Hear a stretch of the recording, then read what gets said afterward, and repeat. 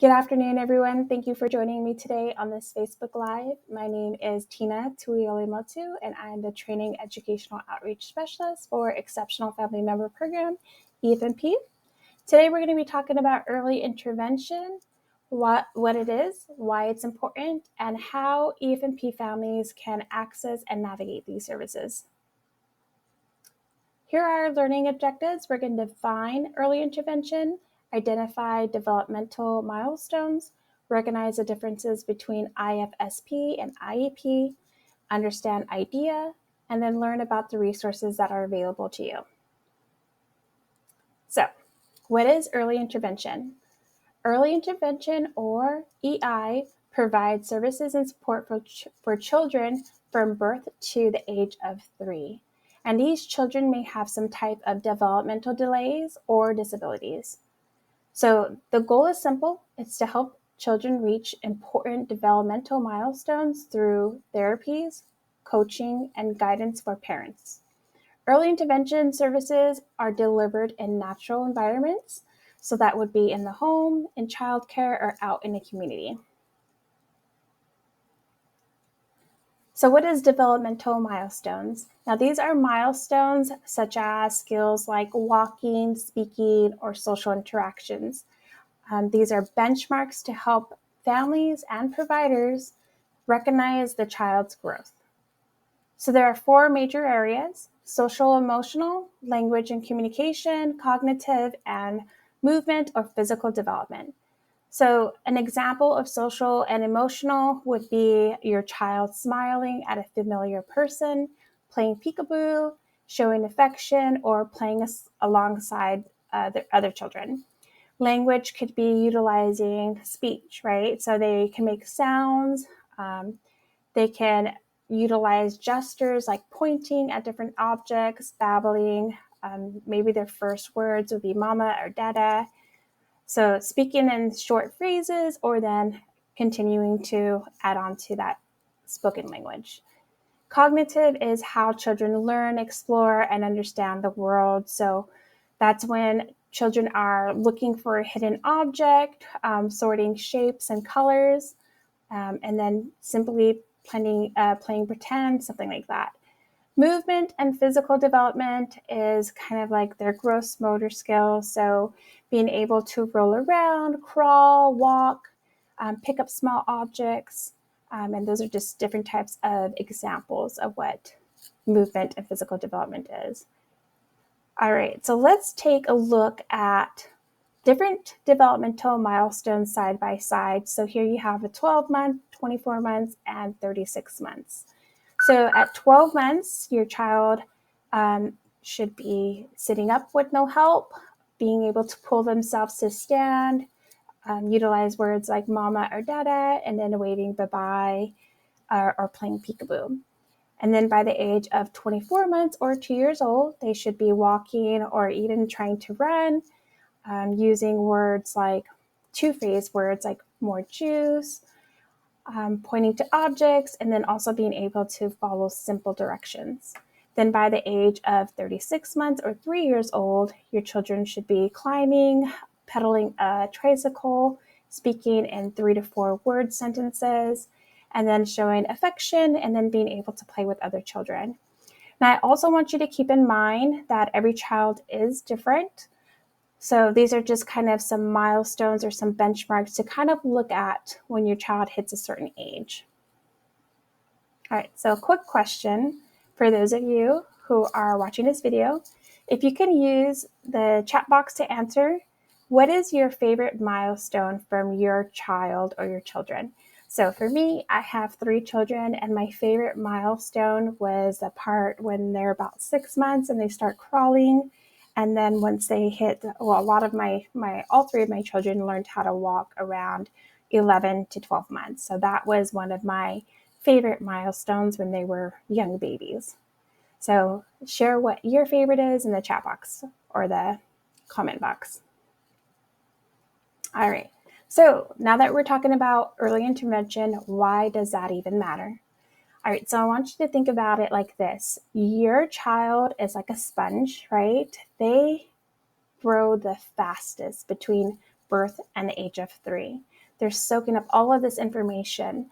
So early intervention is that early support that can significantly improve outcomes in their communication, mobility, and social skills. So early intervention also can empower parents or providers by giving you partnership in your child's growth, okay? All right, so let's talk about IFSP versus IEP and what is the difference.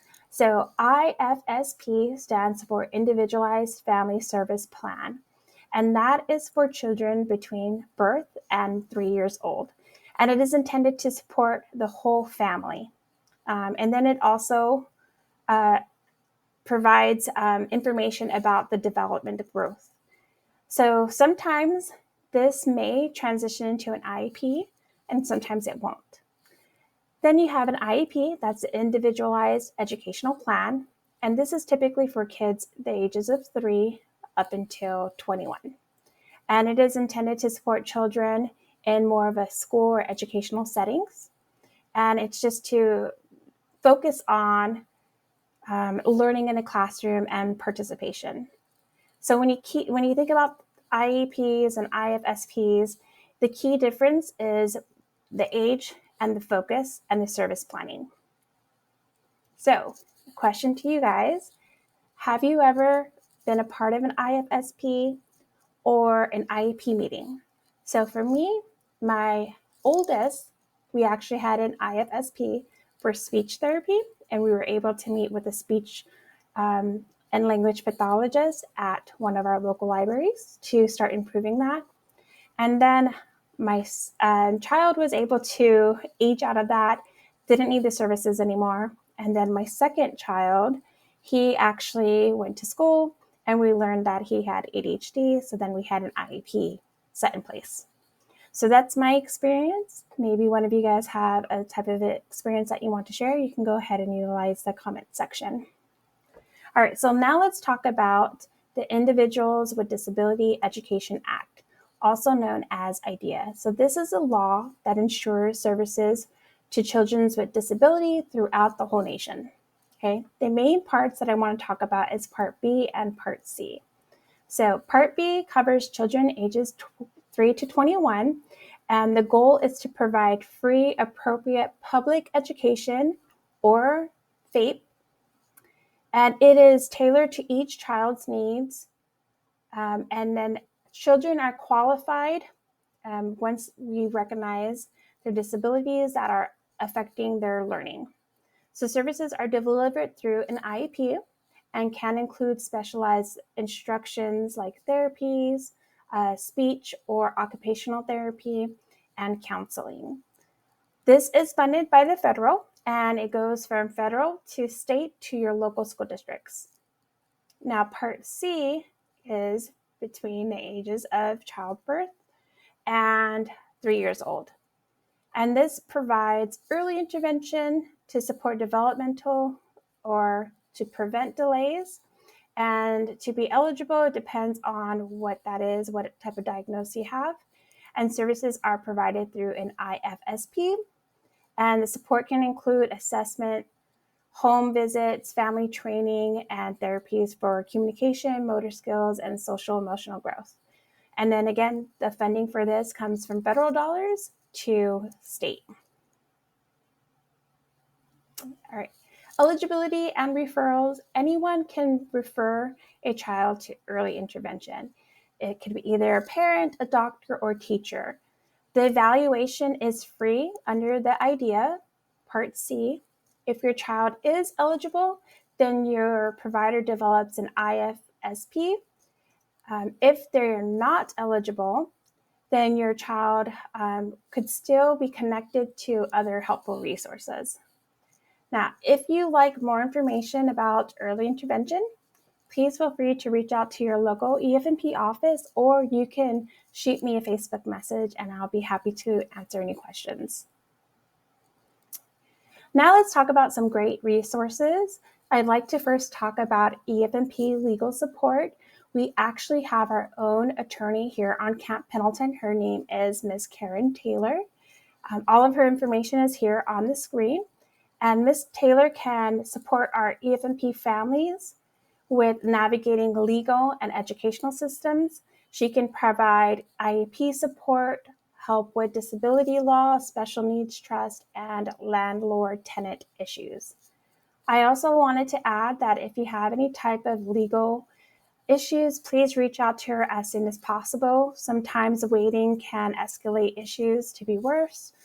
So just reach out to Karen. Even if you just had a question, she'll be able to assist with that. Here are some other resources that we have.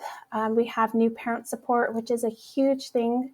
It is through MCCS, and it is a free program for military families. They provide in-home visits, parenting classes, and support groups for expecting parents or families with children up to the age of 5. And they are licensed nurses and social workers that offer guidance for children development. So they are really good support, especially if you have questions about early intervention or your child's development. Then you have the C3, which is Rady's Hospital, and they help with children with any type of special health or healthcare needs. They connect you to medical and educational and community resources. And then you have the San Diego Regional Center, which also services individuals with developmental disabilities and also providing support for families.